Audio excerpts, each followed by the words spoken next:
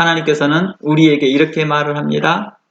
하나님의 성령을 따라 행하는 자들은 거기에 합당한 열매들이 나오고 육체를 따라 행하는 사람들은 거기에 합당한 열매를 보고 한다라는 것입니다.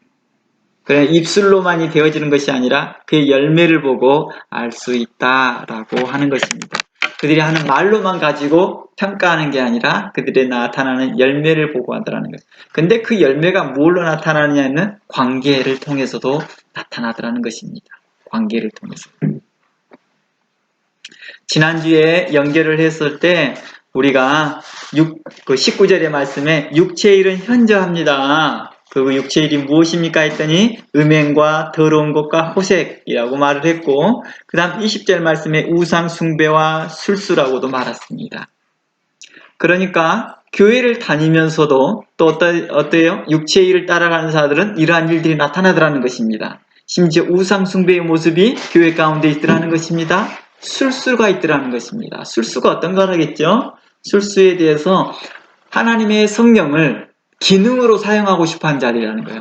그러니까 성령의 충만을 받았다라고 하는 것을 어떤 거예요? 성령을 기능으로 쓰고 싶은 거예요. 이걸 통해서 자기가 유명세롭고 이걸 통해서 사람들을 많이 모으고 싶고 이걸 통해서 나는 하나님이 쓰이신 사람이야 라고 하고 싶은 그런 자랑거리가 되고 싶은 사람들이겠죠.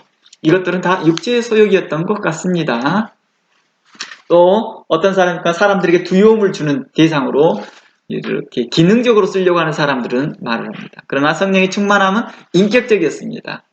그리고 그 안에서 나타나는 것들이 22절 말씀에 그 사랑 가운데 교제가 일어났던 것이죠. 그래서 에베소 말씀에서 그 교제 가운데 어떤 일이 일어나요? 에베소 6장에서 계속해서 관계 가운데 이야기하더라는 거예요. 서로 관계 가운데서 부부간의 관계, 자녀들과의 관계, 또 교회, 그 사회에서는 상사와 직장과의 관계 어떻게 나타나냐 그 관계들이 나타나더라는 것입니다. 그리고 또 교회 안에서 나타나는 모습들. 그래서 교회는 세상에서 나아갔을 때 자신이 어떻게 살아갈 것인지에 대한 프랙티스 공간이에요. 그러니까 장로님과 권사님에게 자기가 존중한 뭐랄까요? 겸손한 태도를 보였다 한다면 이제 그 이상의 사회 직장에 나아갔을 때도 똑같이 그렇게 해라. 이렇게 하는 모습이겠죠. 또 장로님과 권사님들이 집사님과 다른 분들에게 겸손히 행하고 의로움으로 행하고 점잖이 행했다 한다면 여러분들이 직장 CEO란다면 여러분 직장 부하들에게 대하여도 똑같이 그렇게 하십시오. 라고 하는 것입니다. 제가 IMF 이후에 일어났던 트루 스토리 이야기를 들어보니까 거기에 유명한 장로가 나오더라고요. 그는 항상 성경책을 끼어다니고 항상 하나님 이야기를 하는데 실상 그 속에는 불법과 부정과 부패가 있더라는 것이죠. 겉에서 있는 사람들은 저분이 훌륭히 존경받는 장로님, 교회에서도 존경받는 장로님이지만 결국엔 그는 어떤 사람이에요? 우리나라의 한 획을 그는 우리나라의 부정적인 한 획을 그는 역할을 합니다. 나라를 거의 팔아먹는 일을 하는 거죠. 왜 그런 일이 있을까? 하나님은 그런 일들을 기뻐하지 않는 거죠. 뿐만 아니라 그분의 사생활도 나중에 조명이 되어지는데 사생활도 의롭지 못합니다. 그래서 자신의 가정을 책임지지 아니하고 어떻게 합니까? 다른 사람을 만나기 시작하고 음란과 음탐에 빠져 있더라는 것입니다. 근데 곁에서 보아지는 모습으로 볼 수 없는 거겠죠. 그러니까 교회 안에서는 최소한 그런 훈련을 되어졌으면 밖에 나가서 그런 삶을 살아라. 이게 진짜 성령의 충만한 삶입니다. 그의 열매입니다. 라고 했던 것 같습니다. 그러므로 이러한 일들에 대하여서 우리가 성령을 쫓아 생하는 삶, 그것을 우리는 하나님께서 기뻐하신다. 그런데 육체를 따라 행하는 삶으로서는 하나님 나라를 유업으로 받지 못합니다. 라고 하는 말씀이 갈라디아에서의 초점인 것입니다. 이 갈라디아서 이 초점이 에베소서와 똑같은 말씀이죠. 에베소서에서는 하나님 나라를 유업으로 받지 못한다라고 하는 말씀을 에베소서에도 똑같이 하나님 나라를 기업으로 받지 못한다라고 말하고, 하나님 나라를 기업으로 받지 못할 자들에 대해서 너는 분명히 알고 있지 않느냐라고 에베소서는 사도 바울이 말을 하고 있습니다. 그러면서 너희들이 이러한 사실들을 알고 있는 것에 대해서 말을 하기 전에 또 무슨 말을 해요? 성령이 근심하지 않느냐, 이런 일에 대해서. 너희들이 이러한 사실을 다 알고 있다. 그런데도 너희들이 그렇게 행하느냐? 그러면 너희가 하나님 나라를 기업으로 받지 못해 라고 말했다는 것입니다. 이 말과 동일한 관점에서 갈라디아에서는 이런 사람들은 하나님 나라를 유업으로 얻지 못한다라고 말합니다. 그러면서 그 육체의 일은 대해서 말을 하면서 어디까지 나왔어요? 온수 맺는 것까지 지금 현재 살펴봤습니다. 지난주에 온수 맺는 것까지 살펴보면서 이 온수 맺는 것을 좀 추가로 더 설명할 것들이 있다고 해서 제가 2시간으로 나눠서 설명해 보려고 합니다. 본문에서 이 온수 맺는 것에 대한 개념을 이해를 해야 되는 것이 단순하게 관계 문제가 아니었습니다. 단순하게 관계 문제가 아니었다는 걸 발견할 수 있습니다. 이것은 이 본문에서 어떤 상황에서 온수가 되어졌다, 어떤 관계 때문에 온수가 되어졌다라고 말하기보다 자신의 의도와 상관없이 다른 사람이 온수를 맺는 것을 이야기하고, 반대로 상대방의 의도와 상관없이 자신이 그 사람과 온수 맺는 걸 이야기하고 있다는 거예요. 성도를 한다면 이렇게 생각하는 거예요. 성도의 입장에서 본다면 다른 사람에 대해서 오해하여서 그 사람과 온수 맺어버리는 거예요. 온수 맺는 거라는 거예요. 그래서 제가 예문을 들어준 게 있죠. 이게 심리학적인 용어가 적인 방법이긴 하지만, 자신이 자존감이 낮고 하나님 나라에서 자신이 그리스도인이고 나는 하나님 나라의 백성이고 자녀라는 것에 그 자신감, 자존감, 믿음이 확실치 않을 때는 뭐예요? 다른 사람에 대하여서 비판적인 시선을 갖게 되면서 자신이 하고 있는 것에 대해서 다른 사람이 이렇게 생각할 것이다 라고 그 사람의 마음을 읽어버려요. 그리고 난 후에 피해의식에 빠져 있더라는 것이죠. 그리고 다른 어떤 나쁜 의도가 있어서 그럴 거야 라고 생각하면서 그 사람과 온수를 맺더라는 것입니다. 그런 온수 맺는 일을 그만해 라고 갈라디아에서는 말하고 있다는 거예요. 너 그렇게 다른 사람을 쉽게 평가하고 시기하고 질투하고 그런 것들 옳지 못한 거야. 그거 하지 말어. 온수 맺는 거 하지 말어. 이렇게 말하고 있는 거라는 것입니다. 그런 온수 맺는 일들을 하지 말아라 라고 말했다는 것입니다. 행여 이 온수 맺는 일을 성도들에게 이렇게 말합니다. 행여 핍박하는 사람들이 있다 할지라도 이제 그들에게도 온수 맺는 일을 하지 말아라, 이렇게 말하고 있는 것입니다. 이제 오늘 주제는 바로 그 핍박하는 자들에게 대하여서 나누려고 합니다. 우리 지난주에 잠시 살펴봤던 것처럼 다윗은 자신의 의도와 상관없이 뭐예요? 온수가 되어진 상황이 되어졌습니다. 왜 그래요? 사울 왕이 다윗을 온수로 삼고 있다는 거예요. 그래서 사울 왕은 다윗에 대해서 이상한 마음을 품어요. 그런 행동에 대해서 이상하게 해석하고요. 다윗은 의로운 마음으로 나라를 지키고 의로운 마음으로 하나님 나라와 하나님의 거룩한 하나님의 거룩한 이름을 만방에 알리기 위해서 그가 행동하였던 건데, 사울왕은 다른 생각을 품고 있더라는 것입니다. 결국에는 사울왕은 다윗을 죽이려고 하고 원수로 생각하는 것들처럼 그런 일들이 있는데, 다윗은 사울왕을 원수로 생각하지 않고 있더라는 것입니다. 계속해서 하나님의 기름 부은 자로서 끝까지 이 문제를 하나님이 판단해 주시기를 기도하고 있다는 것입니다. 사도 바울은 그가 그리스도인이 되어지고 난 후에 자신과 함께 있었던 바리새인들을 통하여서 많은 핍박과 어려움과 유대인들에게서 오는 핍박을 받았는데, 그는 유대인들과 바리새인들을 원수처럼 대하지 아니하고 어떠하든지 간에 그들에게 복음을 증거하고자 예를 썼던 모습을 보였습니다. 오늘은 그 모습에 더하여서 좀 더 확장되어서 설명해 보려고 하는 것입니다. 지난주에는 온수 맺어지는 상황이 자신의 의도와 상관없이 맺어지거나, 또한 상대방의 의도와 상관없이 성도로서 그렇게 온수 맺는 것은 옳지 못하니 그런 일들은 하나님 나라에 합당하지 못합니다 라고 말합니다. 현재 우리 주변에도 그러고 있습니다. 우리의 의도와 상관없이 원수가 맺어지는 그런 일들이 계속해서 발생되고 있습니다. 우리는 그런 일들에 대해서 낙담하지 말고 하나님께서 판단하시기를 바라며 또한 그들에 대하여서 뭐하라? 기도하라 라고도 말씀하였다는 것입니다. 디모데후서 3장 말씀을 가보겠습니다. 디모데후서 3장 12절 말씀에 가보니 이러한 말씀이 나옵니다. 디모데후 3장 12절 말씀에 무릇 그리스도 예수 안에서 경건하게 살고자 하는 자는 무엇을 받느니라? 핍박을 받는데요. 왜 핍박을 합니까? 핍박하는 사람이 그 사람을 뭐하기 때문에? 원수로 생각하기 때문이죠. 악한 자들은, 속이는 자들은 더욱 악하여지고 속이기도 하고 섞기도 하나니 그러나 너는 배우고 확신한 일에 거하라. 내가 너에게서 배운 것을 알며 라고 말합니다. 사도 바울은 디모데에게 이렇게 말합니다. 마지막 때가 되게 되면 어떤 일이냐? 경건한 자들이 계속 핍박을 받을 것이다.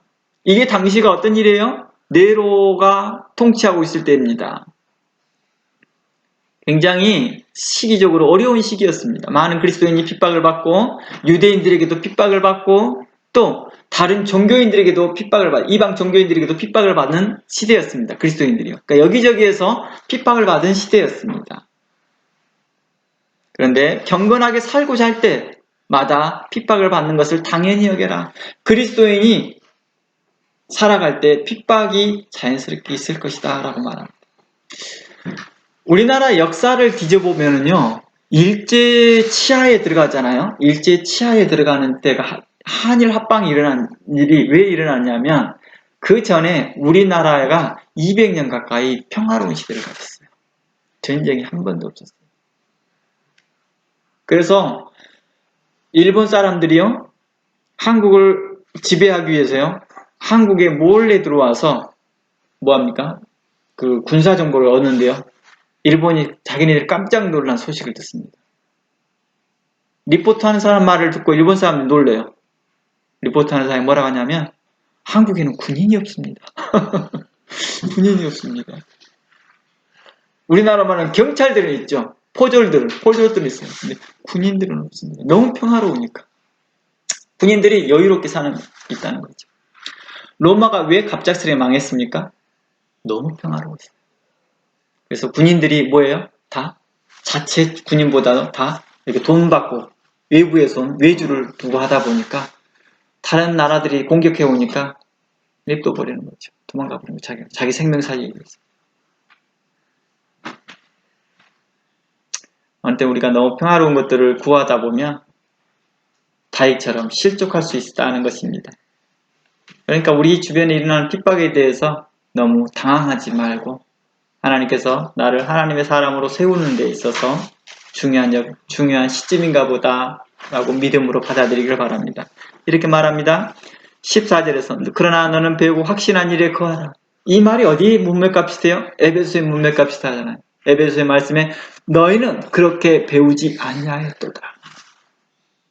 그러므로 너희는 이방인의 모습과 같이 행하지 말라. 이 에베소서 4장 말씀에 설명되어지는 거죠.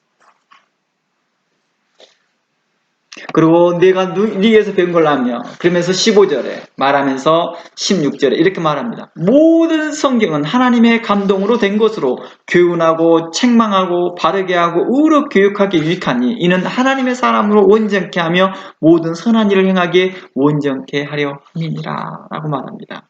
16, 17절은 바로 그리스도 안에서 경건하게 살고자 하는 자들에게 대하여서 하셨던 말씀입니다. 그리스도 안에서 경건하게 살고자 할 때 우리에게 어떠한 핍박이 오고 어려움이 올 때 너희는 더욱더 뭘 하라? 하나님의 말씀을 붙들어라. 그 말씀이 나로 뭐하게 할 것이냐?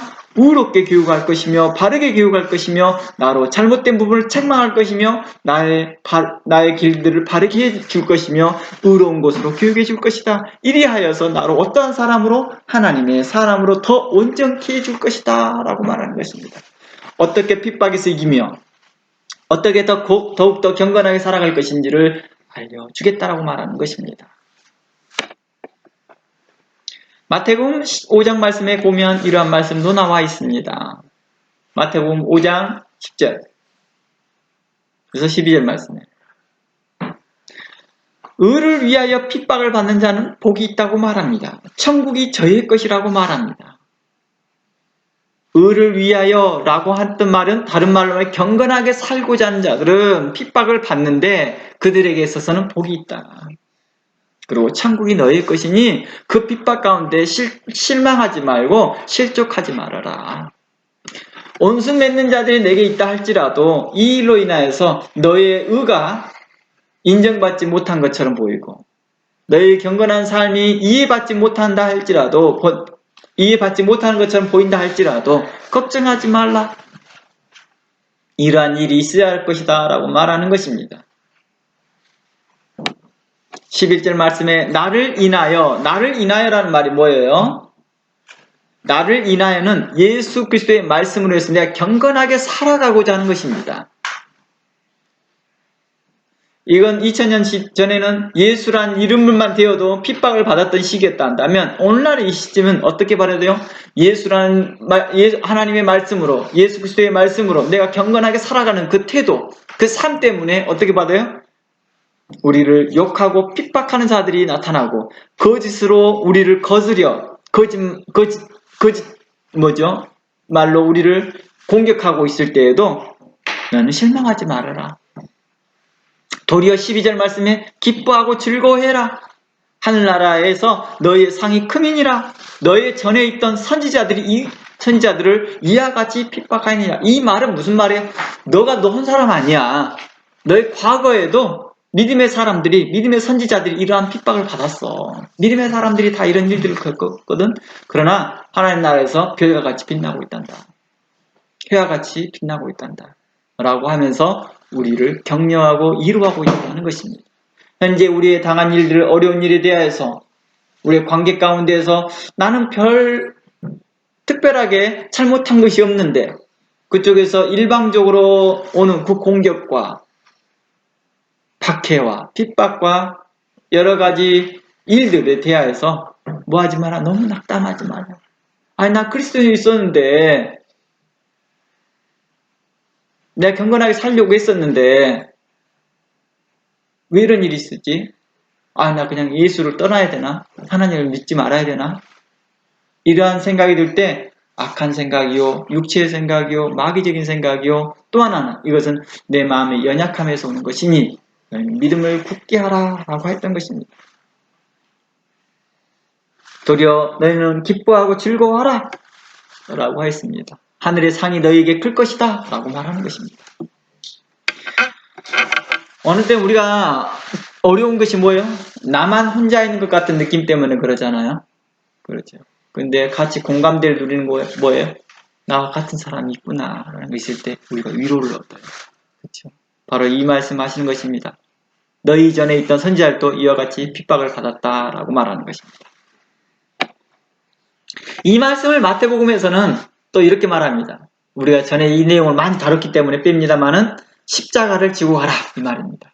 그래서 십자가에 대해서 제가 여러 번 언급했던 내용인데 바로 누구든지 나를 따라오거든 자기를 부인하고 자기 십자가를 지고 나를 쫓으라. 자기 십자가를 지라라는 것은 핍박이 있을 것을 이야기하고 있다는 것입니다. 핍박이 있을 것이 자기에게 온 핍박이 다 있다. 자기의 온 핍박이 있더라는 것입니다. 각자만의 하나님께 경건하게 살고자 할 때 오는 핍박이 있더라는 것입니다. 그것을 지고 나를 쫓으라 라고 말합니다. 이것은 무슨 말이에요? 그냥 어쩔 수 없이 감당하고 오라는 것입니다. 경건하게 살고자 할 때 오는 일들이니까 라고 말합니다. 그러면서 요한복음 말씀에 이렇게 말을 합니다. 요한복음 15장에서 세상이 너희를 미워하면 너희보다 나를 미워하는 것을 알아라 이 말을 합니다. 그러니 성도를 미워하고 성도를 공격하는 것에서 너 두려워하지 마. 너 그것이 뭘 의미하는지 알아? 나를 공격하는 거야. 이렇게 말하는 거예요. 얼마나 큰 빽이에요. 그 대표적인 사례가 뭐예요? 예수님께서 사도 바울에게 나타나서 이렇게 하죠. 사울아 어찌하여 나를 핍박하느냐 했더니 사울은 단 한 번도 예수님을 핍박한 적이 없는데요 라고 했을 텐데 아니다. 너희가 나를 따르는 사도들과 나를 따르는 제자들을 핍박하는 것이 곧 나를 핍박하는 것이니라 라고 말해주는 것과 같습니다.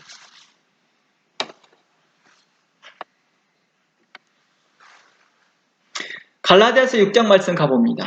이제 믿음에서 떨어져 나가는 자들이 있습니다. 자, 여기서 계속 핍박이라는 말이 원수 맺는 것이라고 말을 했습니다. 그럴 때 동시에 이 성도들에게 뭐라 하느냐, 상대방이 원수를 맺으니까 너도 똑같이 원수 맺지 말아라 라고 하는 게 갈라디아서 말씀이라고 이해해야 됩니다. 무슨 말인지 알겠죠? 그러니까 원수 맺는 것은 상대방이 먼저 원수를 맺었다 할지라도 나는 거기서 원수 맺지 말고 뭐하라? 기뻐하고 즐거워하라. 너희의 상이 하늘에 있으니까 거기에 소망을 두어라. 하나님 나라의 소망을 두어라 이 말입니다. 그러나 이러한 믿음이 연약해진 자들에 대해서 갈라디아서 말씀은 이렇게 말합니다. 자, 갈라디아서 6장 말씀 가봅니다. 11절 말씀 가봅니다.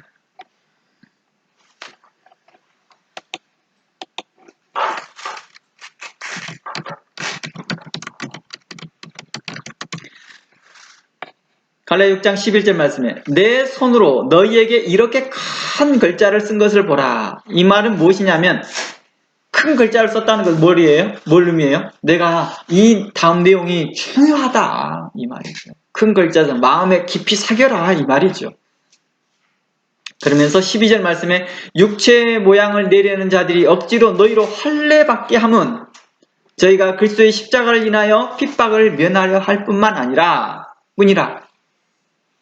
그러니까 지금 할례장 때문에요. 그리스도인들이 힘들어해요. 같은 유대인들이죠. 같은 유대인들이고 또 죄송합니다. 같은 유대인이라 유대인들이 그리스도인을 핍박하는 내용이에요. 유대인들이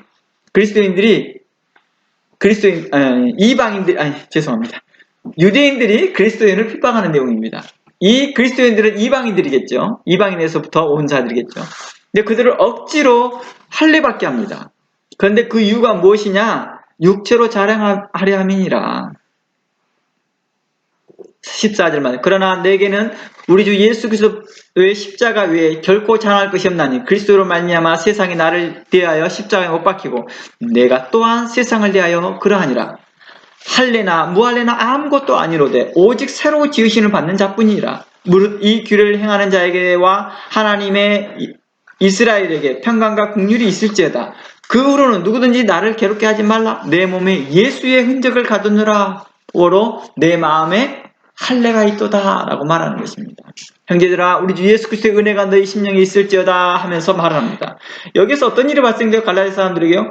바로 유대인들의 그 핍박을 피하기 위해서 뭘 받습니까?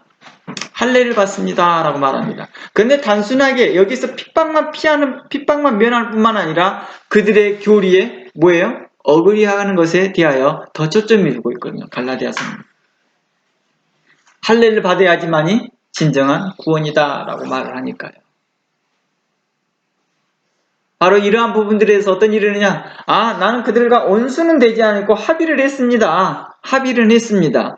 그런데 이 합의하는 것이 결국은 어떤 일이 발생돼요? 구원에서 떨어지는, 구원에서 외식된 태도를 갖게 되어지는 모습으로 나타나더라는 것입니다. 왜냐하면 핍박이요, 귀찮거든요. 어렵거든요. 힘들거든요. 나는 저 사람한테 크게 감정이 없는데 그 사람이 계속해서 공격을 하니까 뭐예요? 그냥 타협해 버리려고 하거든요. 왜 이런 부분들에 대해서 성경은 이렇게 말합니다. 베드로전서 5장 7절 말씀에 이렇게 말합니다. 근신하라 8절 말씀에 근신하라 깨어라 너희 대적 마귀가 우는 사자까지 두루고 삼킬 자 찾느니라. 그러면서 9절 말씀에 너희 믿음을 굳게 하여 저희를 뭐하라? 대적하라 라고 말합니다. 이는 세상에 있는 너희 형제들도 동일한 고난을 당한 줄을 알미니라. 그 고난 가운데서 우리를 뭐하라? 대적하라고 말합니다. 믿음으로 대적하라고 말합니다. 7절 말씀에 뭐래요? 너희 염려를 다 주께 맡기고 행하랍니다. 하나님께서 우리를 공고하셨다라고 말합니다. 우리에게 놓여져 있는 이런 사항들에 대하여서 다방면에서 이야기하고 있습니다. 원수는 맺지 아니하나 그에 대해서 뭘 해요? 대적하라는 것은 뭐예요? 불명코 마땅히 해야 될 입장과 표명을 취하라는 것입니다. 믿음의 태도를 취하라는 뜻이겠죠.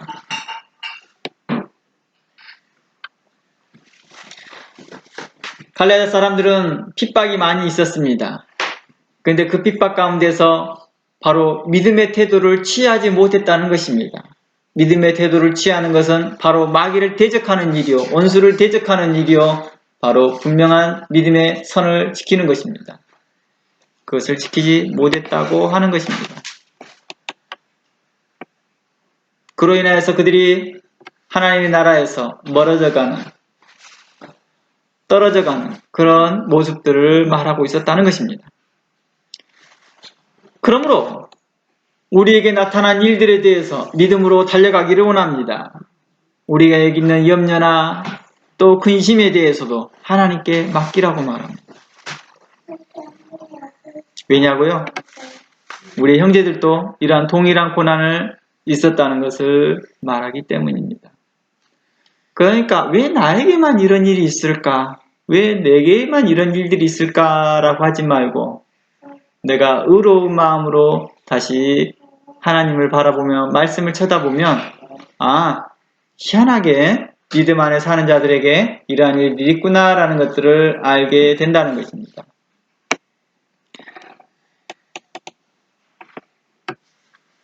그러니까 놀랍잖아요. 하나님께 쓰임받는 사람들이 고난과 핍박과 어려움들이 계속 있다는 것입니다. 놀랍죠. 왜 그럴까요? 바로 이러한 것들이 있어야지만이 하나님 나라가 증거된다라고 말합니다. 이러한 것들이 있어야지 하나님의 의로움이 드러나기 때문이라는 것입니다. 이스라엘 백성들을 출애굽할 때요, 그냥 단순하게 쉽게 출애굽시킬 수 있는 방법이 여러 가지 있었거든요. 10가지 재앙을 안 보여줘도 돼요. 근데 굳이 보여주는 이유가 뭐라고요? 모세에게 이렇게 말합니다.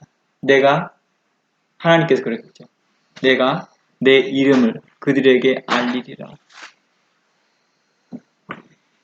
출애굽을 하지 않고 다른 경로를 통해서 위로 지나가도 돼요. 바다를 건너지 않고 위로 건너가도 돼요. 그러면 7일 만에 어디를 갈 수 있어요? 가나안 땅에 도착을 해요. 근데도 일부러 바닷가를 길을 건너서 했던 이유가 뭐예요? 바로 하나님이 구원자 되심을 그들에게 보여 알게 하고자 했던 것이죠. 그때마다 백성들은 뭐예요? 두려워하고 떨며 그들에게서 원망을 끊임없이 말합니다. 아니, 내가 여기까지 하나님을 믿고 왔는데 이게 또 뭡니까? 그때마다 하나님께서는 두려워하지 말라라고 말을 했다는 것입니다.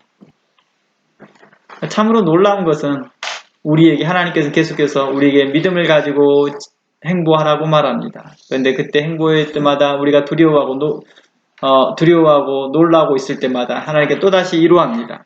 힘을 내어라.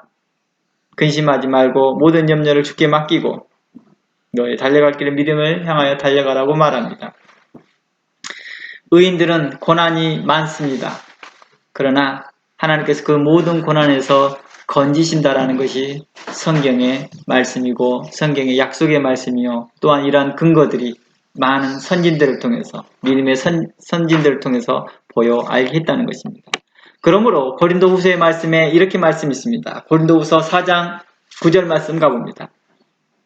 고린도후서 4장 말씀 가봅니다. 4장 9절 말씀에 핍박을 받아도 버림받지 아니하며 꺾구림을 당하여도 망하지 아니하고 우리가 항상 예수 죽인 것을 몸에 짊어짐은 예수의 생명도 우리 몸에 나타나게 하려 함이니라. 이 말을 내가 좀 전에 설명했던 하나님의 영광이 나타나게 한다는 것입니다.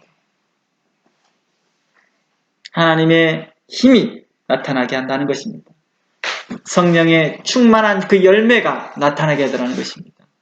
우리가 그 핍박을 받음으로 인하여서도 똑같이 그들과 같이 온수 맺는 것이 아니라 온수 맺지 아니하고 도리어 화평과 희락을 찾을 때 바로 이것이 무엇으로 나타나는 거예요?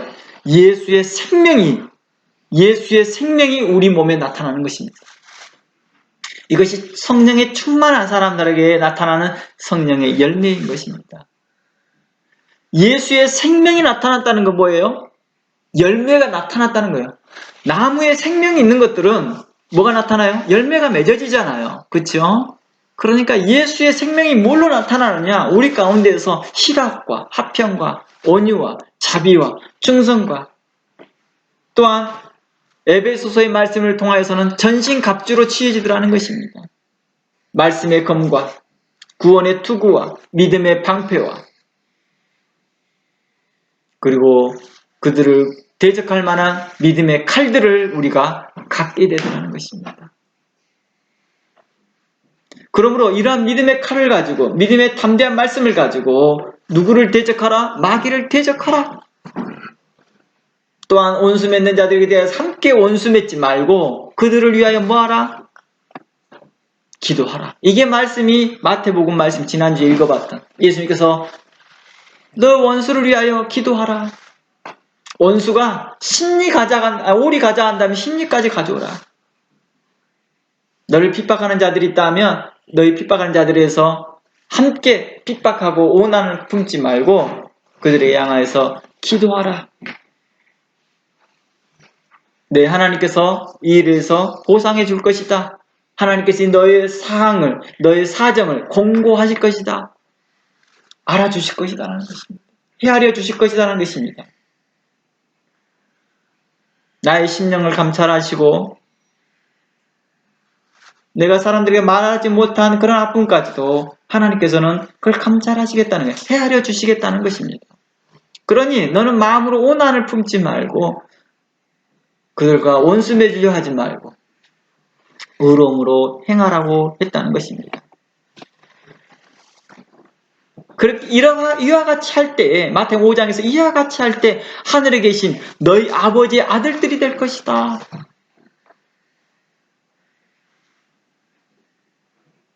그러면서 너희가 너희를 사랑하는 자를 사랑하면 무슨 상이 있겠느냐? 세리도 이와 같이 하고 이방인도 그와 같이 한다. 그러니 하늘에 계신 너희 아버지의 온전함과 같이 너희도 온전하라 라고 말합니다.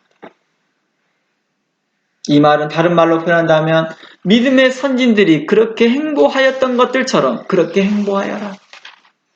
믿음의 사람들이 많은 핍박 가운데에서도 하나님의 의로움을 저버리지 아니하고 하나님의 영광을 드러내었던 것들처럼 너희들도 그런 어려움과 핍박 가운데 있다 할지라도 너희의 십자가를 지고 갈 때에 낙심된 일들이 참 많으나 너희가 낙심하지 말고 너희가 하나님의 그 큰 소망을 바라보라. 우리가 십자가를 지고 간다고 할 때 하루 종일 지고 가느냐? 그러지 않는다는 거예요. 이 말의 뜻은 십자가를 지고 간다는 것은 우리에게 십자가 있을 것을, 핍박이 있을 것을 이야기하는 것을 말하는 것입니다. 성경에는 하나님께서 의롭게 행하는 자들과 경건하게 살고자 하는 자들에게 또한 평온과 또 그들에게 기쁨과 희락이 줄 것을 또한 약속을 했으니까요. 어떤 사람은 한 본문만 취해서 믿음의 사람들 항상 고난만 받아야 돼 하고 일부러 자기 자신을 고난 가운데 두려고 하는 사람은 어떤 사람들 금욕주의에 빠지는 거죠.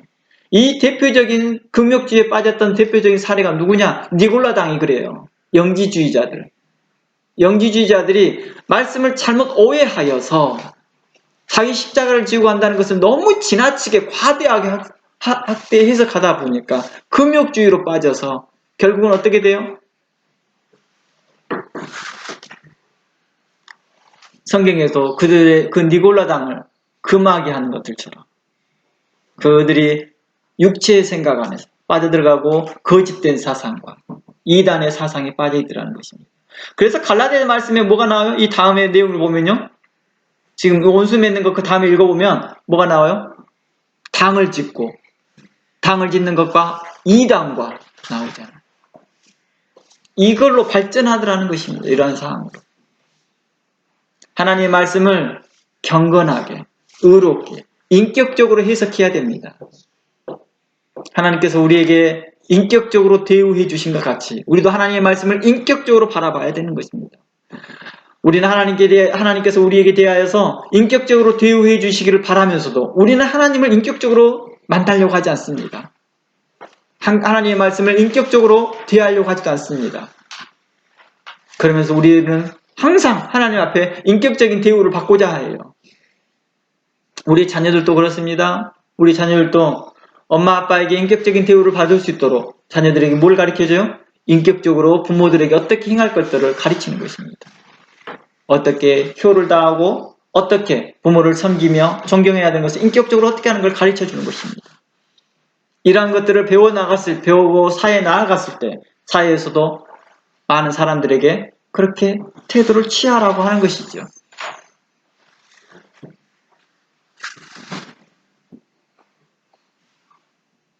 그래서 우리가 원수가 있는 우리를 핍박하는 자들의 소나 양들을 만나거든 그 소들이나 양들에서 모른 채 하고 있지 말고 그들을 돌려줘라.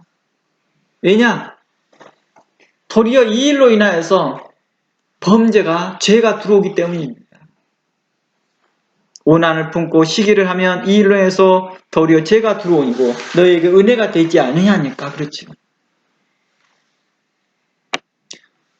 너를 미워하는 자의 나귀가 짐을 싣고 엎어짐을 보거든 삼가 버려두지 말라는 것입니다. 그를 도와 그 짐을 뭐하게 하라? 가볍게 해주고 도와주라는 것입니다.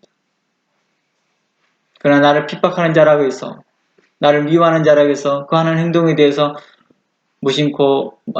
무시하고 도와주지 않는다는 것은 하나님께서 기뻐하지 아니한다는 것입니다. 그러면서 이렇게 말합니다. 너희가 애굽에 있었을 때를 생각해라. 너희가 그리스도의 밖에 있을 때를 생각해봐라. 이게 바로 에베소서의 내용이잖아요. 너희 한번 좀 생각해봐라. 솔직히 그리스도의 밖에 있을 때 너희들이 어땠느냐.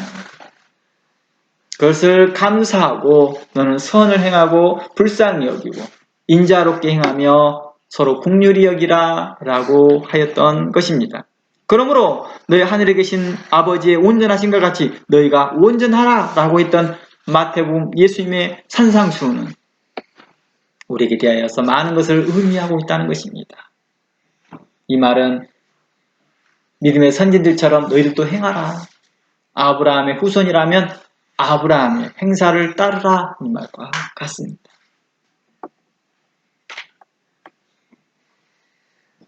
로마서 12장 19절 말씀 보고 마치고자 합니다. 그리고 다음 주에 연결해서 살피고자 합니다.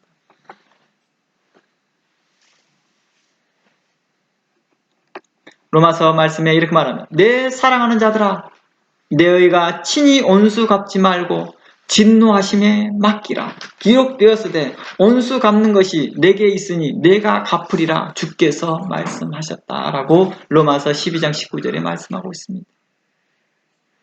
그러므로 사랑하는 자들아 친히 뭐하지 말라? 온수를 갚지 말래요.